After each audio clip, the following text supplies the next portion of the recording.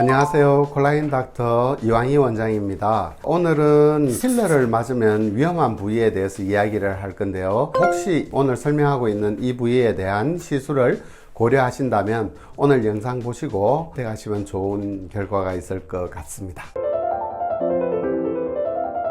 첫 번째는 턱끝 필러인데요. 턱끝 필러를 받고 오히려 턱이 너무 길게 보인다든지 시술한 턱 부위만 너무 눈에 띄게 커져 가지고 필러를 녹이러 오는 케이스가 많은데요. 개인의 어떤 유형이라든지 대칭이라든지 조화로움, 비율 이런 것들을 전혀 고려하지 않고 단순하게 턱만 생각해서 만든다면 정말 어색한 턱이 만들 수가 있어요. 그래서 저는 항상 이 턱끝 필러를 할 때는 좌울 라인, 마리오넷 라인과 여기 턱 라인 전체적인 어떤 조화, 그리고 이마, 그리고 중간 부위, 그리고 하안부 이렇게 3분의 1로 나눴었을 때 그 비율이 맞는지, 그 다음에 요 사이와 턱 사이가 1대 1.61, 8대 1로 이렇게 비율이 맞게 떨어지는지 이런 것들을 보면서 시술을 합니다. 보통은 주입구가 어디냐에 따라서 모양이 전혀 달라지는데요. 저 같은 경우에는 좌울 한 중간 정도에서 이 안쪽으로 접근하는 것을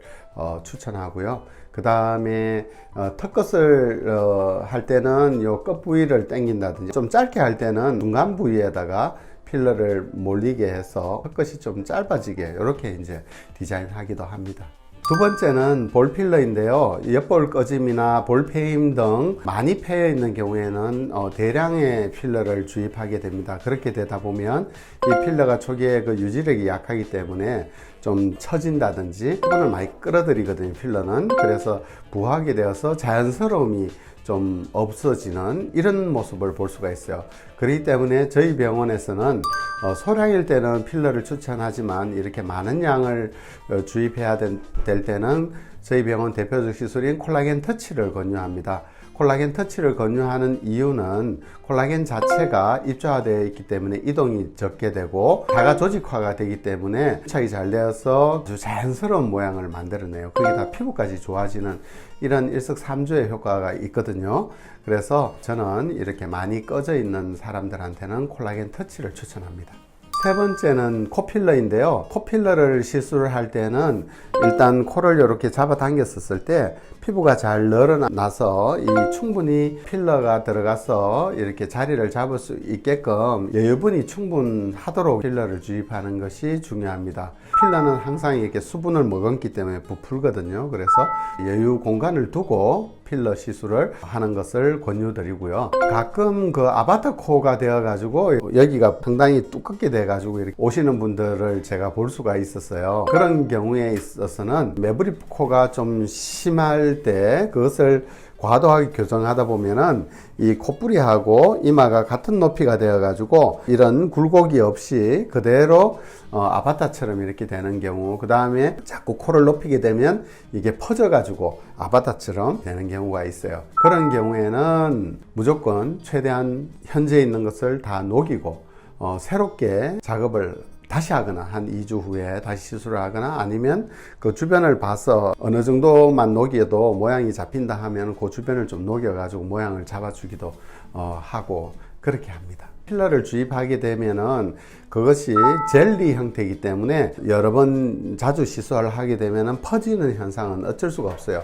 왜냐하면 피부가 이렇게 계속 늘어나는 것이 아니라 딱 한정되어 있기 때문에 그 피부 장력에 의해 가지고 아무래도 더 이상 위로 올라갈 데가 없으면 퍼지잖아요. 그죠? 그러니까 퍼질 수밖에 없다, 이렇게 생각을 합니다. 그래서 그것을 우리가 이제 과도하게 넣게 되면 압박성 괴사라 해서 코가 이렇게 붉어지다가 어느 순간이 되면은 시커멓게 이렇게 썩어 들어가는 경우가 발생할 수가 있어요. 그 다음에 이제 코필러의 가장 큰 문제는 뭐냐 하면은 결국에는 혈관 사고예요. 코에는 중요한 혈관들이 많이 지나가고 있거든요. 만일에 혈관 쪽으로 들어가게 되면 필러가 그것이 이제 실명이라든지 괴사 이런 문제를 초래할 수 있기 때문에 항상 코 필러를 시술할 때는 주사 바늘을 사용하는 것보다는 끝이 뭉뚱한 둥근 캐놀라를 이용해서 시술해 주는 것이 또한 중요합니다. 저희 병원 같은 경우에는 매직코 시술을 많이 하는데요. 실이 뼈대를 잡아주기 때문에 필러를 주입하여도 옆으로 퍼짐 현상 없이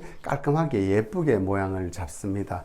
그래서 오똑한 코를 원한다든지 예쁜 코 실을 이용해서 할 수가 있고요. 메쉬실을 같이 쓰기 때문에 아주 자연스러운 코를 만들 수가 있습니다. 네 번째는 눈밑 꺼짐 다크서클 필러인데요. 다크서클은 눈밑이 꺼져 가지고 다크서클이 보이는 경우도 있고 색소가 침착되어서 생기는 경우도 있고 푸르스름한 혈관 때문에 또 다크서클이 생길 수도 있어요. 지방이 또 불룩하게 솟아서 생길 수도 있는데요. 크게 이제 눈밑 꺼짐에 대한 이야기를 하려고 하면은 세 부위를 생각을 해야 돼요. 애교 밑에 있는 눈밑하고 눈물도랑 그리고 앞광대 쪽에 있는 그 인디안 밴드, 그렇게 해서 세 부위를 나눠 가지고 생각을 항상 할 수가 있습니다. 그 세 부위를 우리가 어떻게 교정해 주느냐 하는 부분인데요. 보통 눈물도랑이라든지 눈밑 꺼짐을 할 때는 아주 깊은 층에다가 눈 밑에서 위로 이렇게 접근을 하면서 인대를 박리하면서 깊은 층에다가 아주 단단한 필러를 먼저 주입하고 어느 정도의 볼륨을 올리고 나면 그 부위에 아주 얇게 꺼진 데가 있어요. 피부를 잡아보면 애교 바로 밑은 얇고 그 밑은 두꺼워요. 그러다 보니까 이렇게 그루브가 생기는데 아주 묽은 필러를 거기다가 살짝 터치하면은 감쪽같이 이렇게 펼 수가 있어요. 그래서 눈밑 꺼짐은 이렇게 도움을 드리고 있습니다. 다섯 번째는 애교살 필러입니다.